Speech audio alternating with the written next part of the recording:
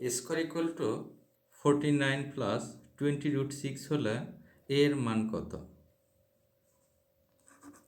Square equal to 49 plus 20√6। আমরা এখান থেকে এর মান বের করব।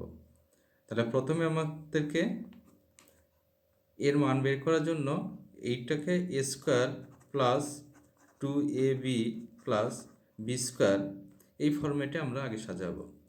প্রথমে আমরা 20√6কে 2ab এই আকারে সাজাবো।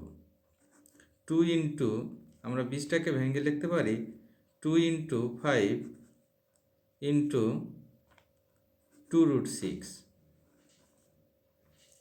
তাহলে আমরা 5টাকে এ ধরতে পারবো আর 2√6টাকে বি ধরে a square plus 2b plus b square এই ফরম্যাটটা তৈরি করতে পারবো।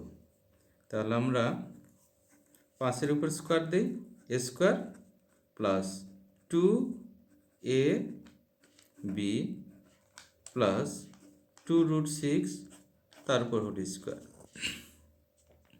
তো 5-এর উপর হোল স্কোয়ার মানে 25, 2√6-এর উপর হোল স্কোয়ার কথার অর্থ হচ্ছে 2-এর উপর স্কোয়ার মানে 4, স্কোয়ার রুট কেটে গেল 6, 4 6 24, 24 আর 25 যোগ করলে 49।